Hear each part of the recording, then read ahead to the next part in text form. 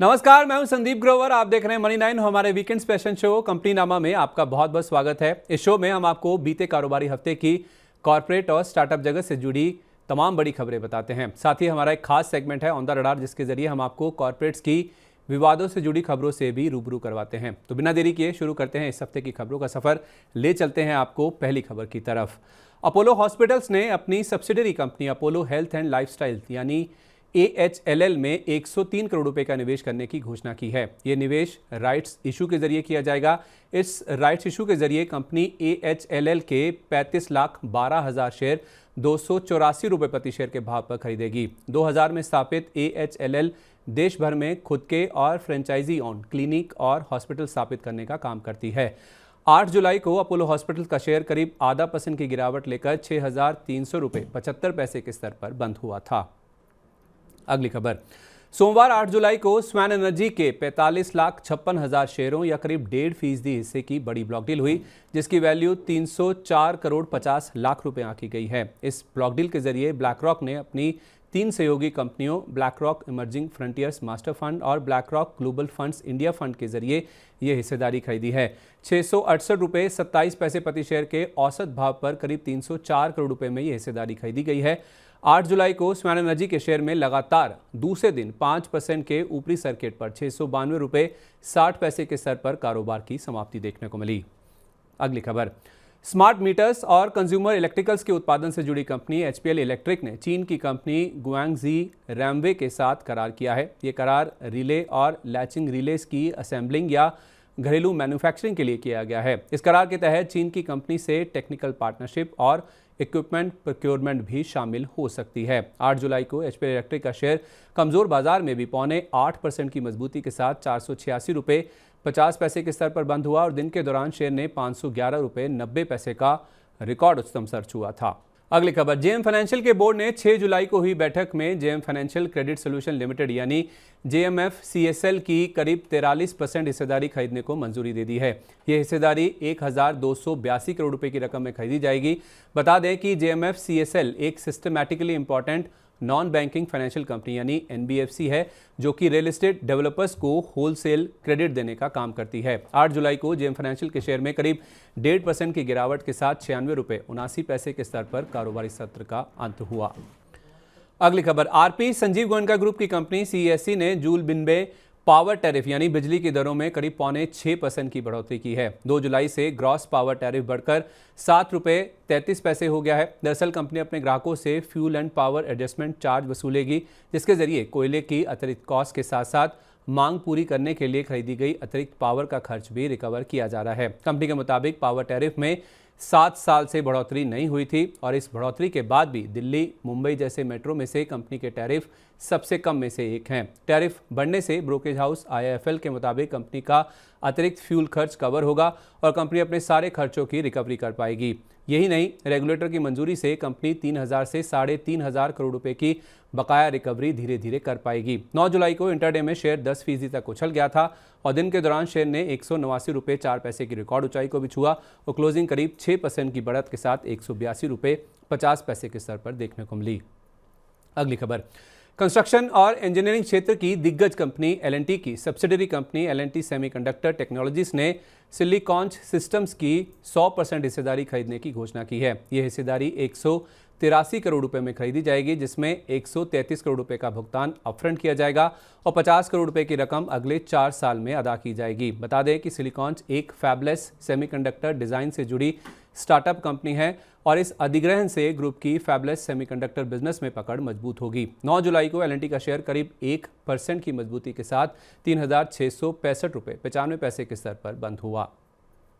अगली खबर, मंगलवार 9 जुलाई को RVNL के 1 करोड़ 40 लाख शेयरों या 0.1% हिस्से की बड़ी ब्लॉक डील हुई। 585 रुपए के औसत भाव पर हुए सौदे की वैल्यू 827 करोड़ रुपए आंकी गई है। इससे पहले सोमवार 8 जुलाई को भी 1.5 करोड़ शेयरों या 0.8% हिस्से की ब्लॉक डील हुई थी। 560 रुपए के औसत भाव पर हुए सौदे की वैल्यू 806 करोड़ रुपए बताई गई है।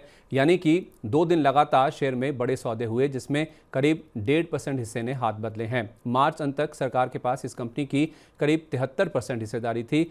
बीते शुक्रवार को इस कंपनी ने 1 लाख करोड़ रुपए की मार्केट कैप का जो माइलस्टोन है उसको भी हासिल किया था। 9 जुलाई को आरवीएनएल का शेयर 619 रुपए का रिकॉर्ड हाई बनाने के बाद करीब 4% की गिरावट लेकर 545 रुपए के स्तर पर जाकर बंद हुआ था। अगली खबर, मंगलवार 9 जुलाई को मीडिया रिपोर्ट्स के हवाले से खबर थी कि बैंकिंग रेगुलेटर आरबीआई ने येस बैंक में 51% तक हिस्सा बिक्री को सैद्धांतिक मंजूरी दे दी है। इस रिपोर्ट के मुताबिक भारत के छठे सबसे बड़े निजी बैंक की वैल्यू 10 अरब डॉलर की हो सकती है। इस तरह ये देश के बैंकिंग सेक्टर में अब तक का सबसे बड़ा सौदा होगा।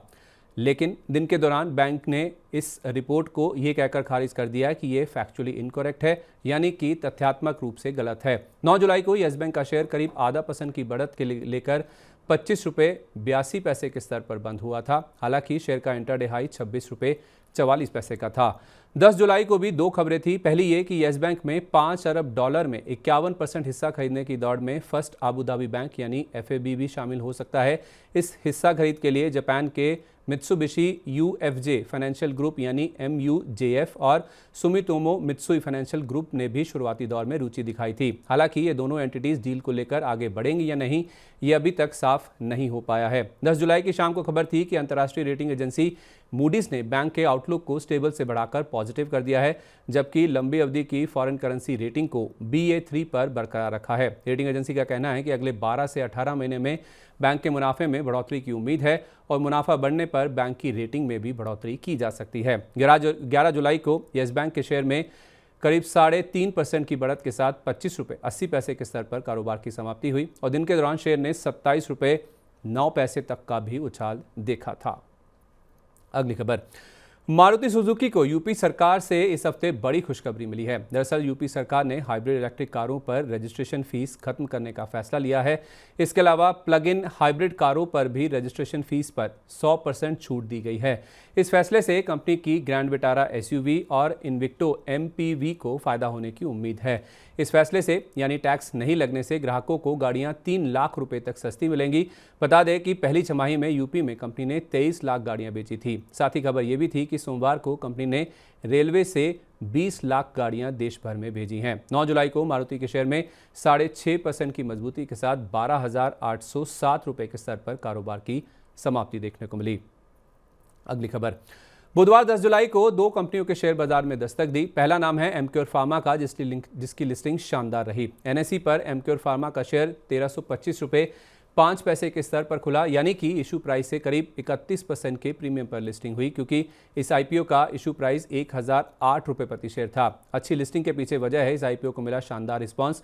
ये IPO कुल 68 गुना के आसपास सब्सक्राइब हुआ था, जिसके जरिए कंपनी ने 1952 करोड़ रुपए की रकम जुटाई है। कारोबार के अंत में एमक्योर फार्मा का शेयर 1364 रुपये 20 पैसे के स्तर पर बंद हुआ, जो कि 1325 रुपये 5 पैसे के ओपनिंग प्राइस से करीब 3% प्रीमियम पर है, पर 1008 रुपये के इशू प्राइस के मुकाबले करीब 35% के प्रीमियम पर है। दूसरा नाम है बंसल वायर्स का। इस कंपनी की लिस्टिंग भी अच्छी रही। NSE पर बंसल वायर्स का शेयर 356 रुपये के स्तर पर खुला, यानी कि इशू प्राइस से 39% के प्रीमियम पर लिस्टिंग हुई, क्योंकि इस IPO का इशू प्राइस 256 रुपये प्रति शेयर था। अच्छी लिस्टिंग के पीछे वजह है इस IPO को मिला अच्छा रिस्पांस।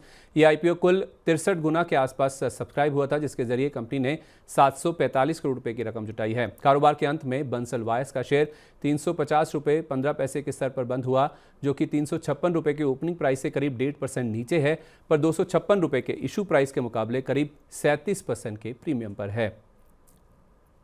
अगली खबर, कमजोर रिटेल मांग और बढ़ती इन्वेंट्री के चलते टाटा मोटर्स और महिंद्रा एंड महिंद्रा ने अपनी चुनिंदा लोकप्रिय SUV गाड़ियों की कीमतों में भारी कटौती की घोषणा की है। 9 जुलाई की शाम को महिंद्रा ने अपने कॉम्पैक्ट क्रॉसओवर XUV 700 के AX7 वेरिएंट्स की कीमत में 2 लाख रुपए या 9.5% की कमी का ऐलान किया। इस कटौती के बाद XUV 700 का प्राइस 21.5 लाख रुपए से घटकर 19.5 लाख रुपए के आसपास हो गया है। कीमतों की ये कमी अगले 4 महीने तक जारी रहेगी। कीमत में कमी मुनाफे के लिए हल्की नेगेटिव है, पर एनालिस्ट का मानना है कि ये मांग घटने का संकेत है। वहीं टाटा मोटर्स ने भी सफारी और हैरियर की कीमत 70,000 रुपये तक घटाने की घोषणा की है, जो कि 31 जुलाई तक लागू रहेगी। 10 जुलाई को टाटा मोटर्स का शेयर 1% से ज़्यादा गिरकर 1004 रुपये 30 पैसे पर और M&M का शेयर करीब 7.25% गिरकर 2729 रुपये 90 पैसे के स्तर पर बंद हुआ। हालांकि दिन के दौरान शेयर ने 2697 रुपये 90 पैसे का इंट्राडे लो भी टच किया था। अगली खबर, बुधवार 10 जुलाई को मैनकाइंड फार्मा के करीब 37 लाख शेयरों या 0.9% हिस्से की बड़ी ब्लॉक डील हुई। 2083 रुपये के औसत भाव पर हुए इन सौदों की वैल्यू 770.71 करोड़ रुपए आंकी गई है। इस ब्लॉक डील के जरिए कैपिटल ग्रुप की सब्सिडरी कंपनी हेमा CIPEF ने अपनी 0.9% हिस्सेदारी बेची है। मार्च तिमाही के अंत तक हेमा CIPEF के पास इस कंपनी की 2.22% हिस्सेदारी थी, जबकि घरेलू म्यूचुअल फंड्स के पास 8.57% और फॉरेन पोर्टफोलियो इन्वेस्टर्स यानी कि FPIs के पास 9.87% हिस्सेदारी थी। 10 जुलाई को मैनकाइंड फार्मा के शेयर में कमजोर बाजार में भी करीब 2.5% की मजबूती के साथ 2153 रुपये के स्तर पर क्लोजिंग हुई। हालांकि इंटरडे में शेयर 2214 रुपये 25 पैसे तक भी उछल गया था। अगली खबर, बुधवार 10 जुलाई को डिलीवरी के कुल 2.34 करोड़ शेयरों या 3.18% हिस्से की कई सारी ब्लॉक डील्स हुई। इन ब्लॉक डील्स की वैल्यू 910.2 करोड़ रुपए आंकी गई है। आंकड़े बताते हैं कि इन ब्लॉक डील्स के जरिए Canada pension plan investment board यानी CPPIB ने अपनी बाकी बची पूरी 3.18% हिस्सेदारी बेच दी है। मई 2022 में आए कंपनी के IPO से पहले CPPIB के पास इस कंपनी के करीब 10 करोड़ शेयर या 13.45% हिस्सेदारी थी, जो IPO के बाद घटकर 4.38 करोड़ शेयर या 6% से थोड़े ज़्यादा हिस्से के बराबर रह गई थी। मार्च तिमाही के अंत तक CPPIB के पास कंपनी की 5.96% हिस्सेदारी थी, जिसमें से अप्रैल में 2 करोड़ शेयरों या 2.77% हिस्सेदारी बेच दी गई थी। दूसरी ओर CPPIB की तरफ से बेचे गए share HSBC, ICICI Prudential, bank of America securities, Societe Generale, Aditya Birla Sun Life mutual fund, Nippon India mutual fund, FMRC Fidelity, emerging markets fund समेत कई फंड्स ने खरीदे हैं। 10 जुलाई को डिलीवरी के शेयर में दिन के निचले स्तर के करीब 1.25% की गिरावट के साथ 386 रुपये 95 पैसे के स्तर पर कारोबार की समाप्ति हुई। अगली खबर, 10 जुलाई की शाम को ग्लेनमार्क फार्मा के बोर्ड ने ग्लेनमार्क लाइफ साइंसेज में अपनी 7.84% हिस्सेदारी OFS के जरिए बेचने को मंजूरी दे दी।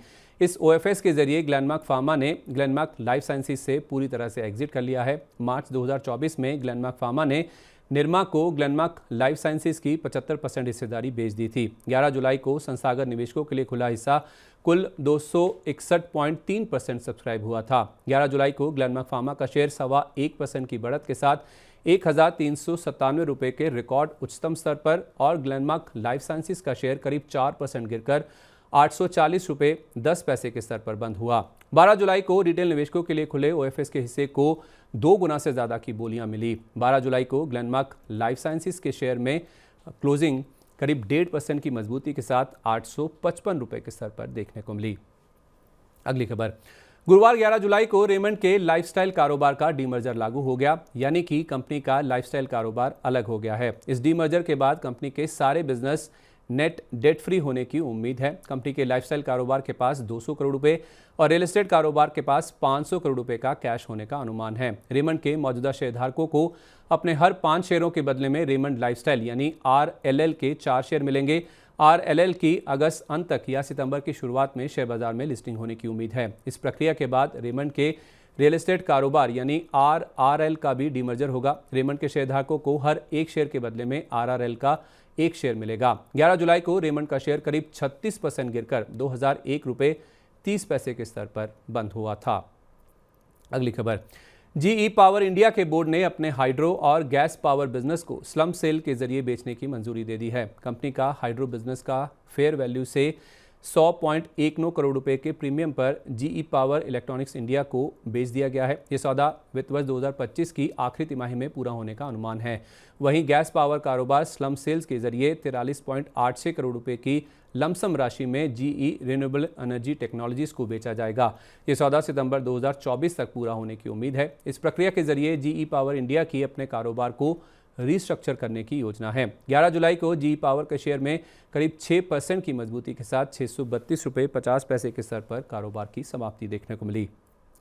अगली खबर, टेलीकॉम कंपनी वोडाफोन आइडिया ने टेलीकॉम विभाग यानी DOT से बैंक गारंटी में ढील देने की गुहार लगाई है। असल में सितंबर 2025 में कंपनी को स्पेक्ट्रम की बकाया रकम की एवज में DOT को 24,747 करोड़ रुपए की बैंक गारंटी जमा करनी है। स्पेक्ट्रम नीलामी के नियमों के मुताबिक कंपनी को ड्यू डेट से 1 साल पहले बैंक गारंटी जमा करनी होती है। ये भुगतान 2022 से पहले खरीदे हुए स्पेक्ट्रम के चलते है, जिस पर कंपनी ने सरकार के राहत पैकेज के तहत 4 साल के मॉरिटोरियम के विकल्प को चुना था। 12 जुलाई को वोडाफोन आइडिया के शेयर में करीब 3.25% की गिरावट के साथ 16 रुपये 11 पैसे के स्तर पर कारोबार की समाप्ति देखने को मिली। अगली खबर, जियो फाइनेंशियल सर्विसेज लिमिटेड यानी JFSL को बैंकिंग रेगुलेटर RBI से कोर इन्वेस्टमेंट कंपनी यानी CIC के रूप में काम करने की मंजूरी मिल गई है। कंपनी नामा के एपिसोड नंबर 101 में यानी नवंबर 2023 में हमने आपको बताया था कि JFSL अब नॉन बैंकिंग फाइनेंस कंपनी यानी NBFC की जगह CIC बनना चाहती है। कंपनी ने इसके लिए RBI के पास अर्जी भी दाखिल कर दी है। RBI के मुताबिक CIC वो कंपनी होती है जिसके ज़्यादातर एसेट्स ग्रुप कंपनियों में निवेशित होते हैं, इक्विटी, प्रेफरेंस शेयर्स या कन्वर्टिबल बॉन्ड्स या लोन्स के रूप में। CIC अपने ग्रुप का कंट्रोल अपने पास रखती है पर उनके शेयरों में ट्रेड नहीं करती है, यानी ये पैसिव होल्डिंग कंपनीज होती हैं जो अन्य फाइनेंशियल एक्टिविटीज़ में हिस्सा नहीं लेती। दरअसल RIL से डीमर्जर के बाद शेयर होल्डिंग पैटर्न बदलने की वजह से JFSL के लिए ऐसा करना ज़रूरी हो गया था। 12 जुलाई को JFSL का शेयर करीब 0.25% की बढ़त के साथ 350 रुपये 80 पैसे के स्तर पर जाकर बंद हुआ था। तो इसी के साथ बीते कारोबारी हफ्ते की कॉर्पोरेट जगत की तमाम बड़ी खबरें हमने आपके सामने रख दी हैं। अब आगे बढ़ते हैं और बात करते हैं कुछ ऐसी खबरों की जिनमें कोई ना कोई विवाद जुड़ा हुआ है। हमारे खास सेगमेंट ऑन द रडार के जरिए और आपको ले चलते हैं पहली खबर की तरफ। सोमवार 8 जुलाई को खबर थी कि यूके में बनी नई सरकार की तरफ से टाटा स्टील को उसके पोर्ट टैलबर्ट प्लांट में जॉब कट से रोका जा सकता है। इसके लिए यूके की नई सरकार के प्रतिनिधि टाटा स्टील के साथ बातचीत कर रहे हैं। कार्बन फुटप्रिंट कम करने के लिए टाटा स्टील की तरफ से पोर्ट टैलबर्ट प्लांट को बंद किए जाने की योजना है और इसके बंद होने से यूके में करीब 2800 लोगों की नौकरी जा सकती है। टाटा स्टील यूके में सबसे बड़ी स्टील उत्पादक कंपनी है। 8 जुलाई को टाटा स्टील का शेयर 1.25% की गिरावट के साथ 172 रुपये 49 पैसे के स्तर पर बंद हुआ था। अगली खबर, अमेरिकी शॉर्ट सेलर हिंडनबर्ग रिसर्च पर सेबी ने एक नया आरोप लगाया है। सेबी ने कहा कि अदानी ग्रुप के खिलाफ अपनी रिपोर्ट को पब्लिश होने से पहले करीब 2 महीने पहले ही हिंडनबर्ग ने रिपोर्ट की एक कॉपी न्यूयॉर्क के hedge fund manager mark Kingdon के साथ शेयर कर दी थी। इस रिपोर्ट की मदद से हेज फंड ने अदानी ग्रुप की कंपनियों के शेयरों में उतार चढ़ाव का फायदा उठाया था। हिंडनबर्ग की रिपोर्ट आने के बाद अदानी ग्रुप की कंपनियों में $150 अरब की भारी गिरावट देखने को मिली थी। 8 जुलाई को इस खबर के चलते अदानी एंटरप्राइजेस के शेयर में 1% से ज़्यादा की गिरावट के साथ 3112 रुपये पर कारोबार की क्लोजिंग हुई। 9 जुलाई को खबर थी कि गौतम अदानी एक नए कारोबार में उतरने की संभावना तलाश रहे हैं। चीन, साउथ कोरिया और जापान जैसे प्रमुख देशों में शिपयार्ड 2028 तक पूरी तरह बुक हैं। ऐसे में ग्लोबल ग्राहक नए जहाज़ों के निर्माण के लिए भारत समेत कई देशों में वैकल्पिक मैन्युफैक्चरिंग इकाई तलाश रहे हैं। इस अवसर का लाभ उठाने के लिए अदानी ग्रुप अपने मुंद्रा पोर्ट पर शिप बिल्डिंग कारोबार शुरू करने पर विचार कर रहा है। 9 जुलाई को अदानी पोर्ट्स का शेयर करीब 1/4% की बढ़त के साथ 1479 रुपये 65 पैसे के स्तर पर बंद हुआ।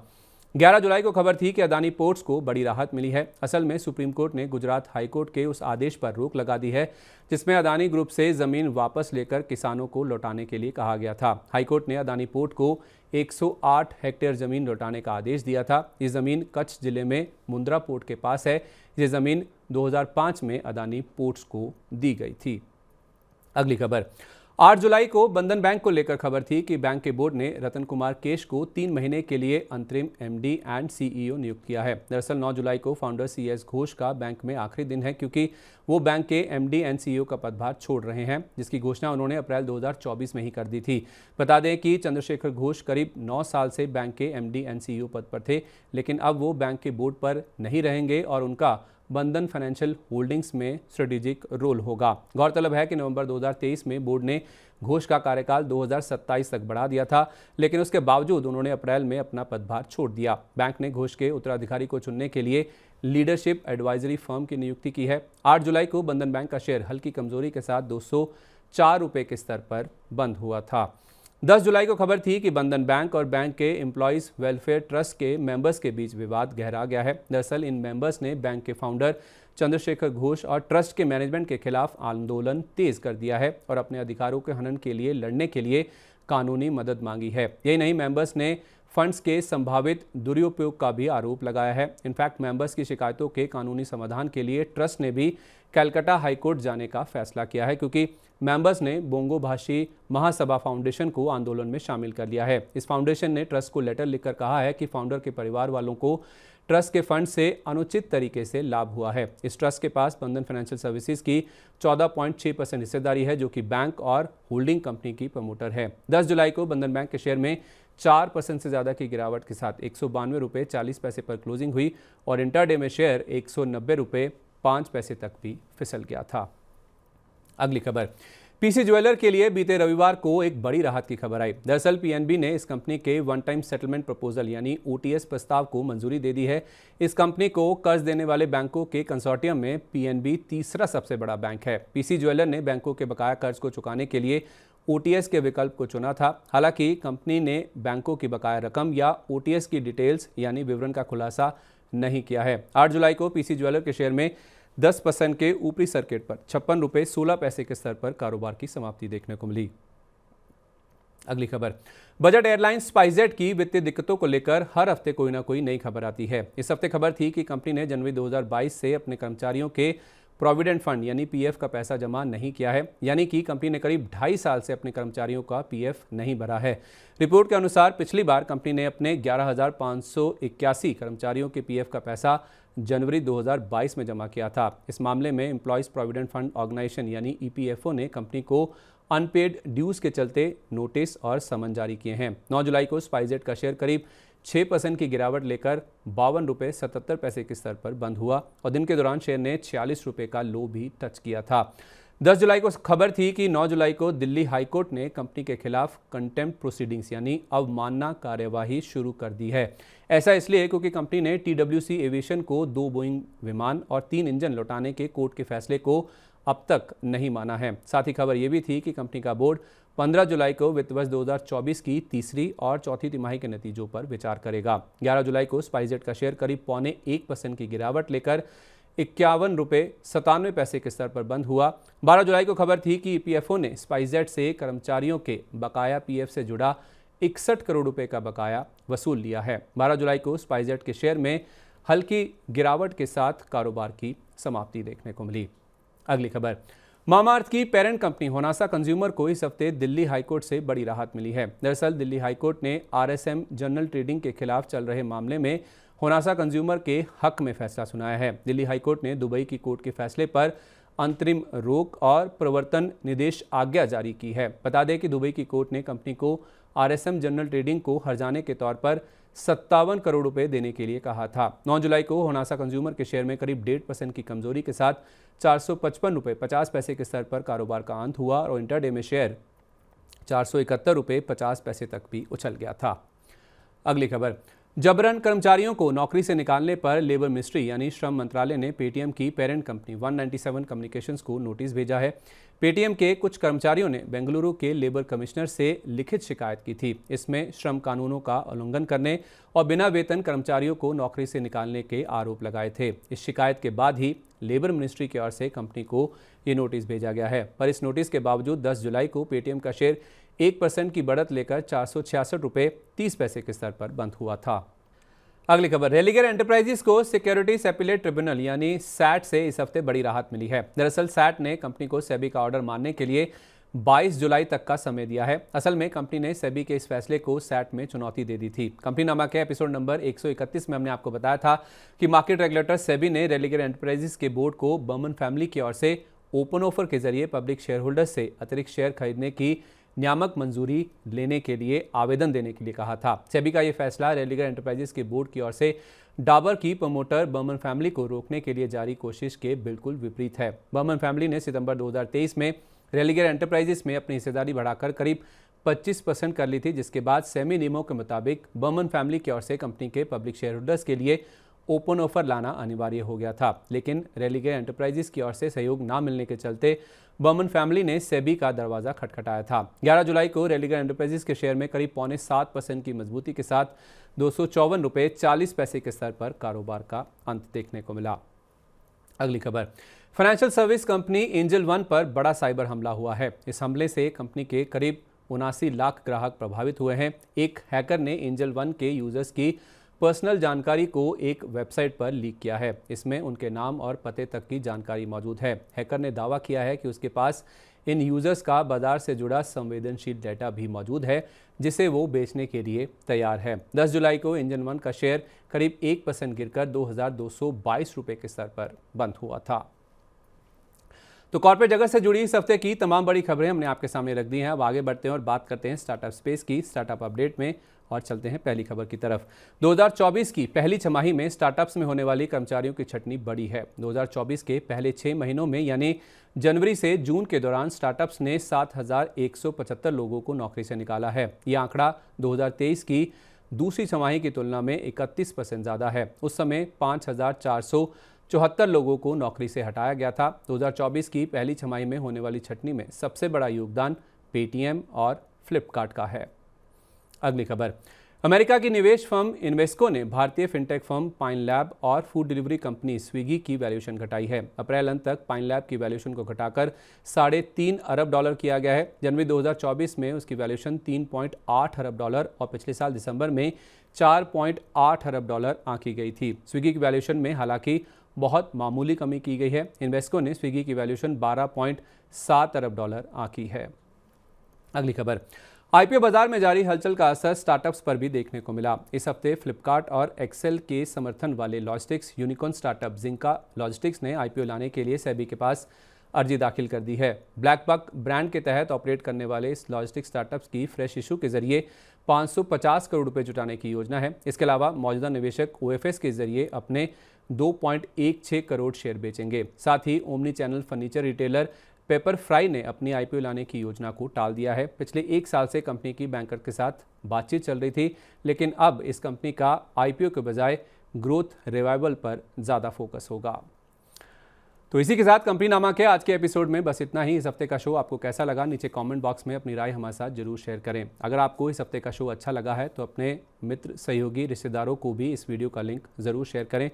तो अगले शनिवार की शाम को आपसे फिर मुलाकात होगी इसी समय नई खबरों के साथ। तब तक आप जुड़े रहिए मनी 9 के साथ। नमस्कार, शुभ रात्रि।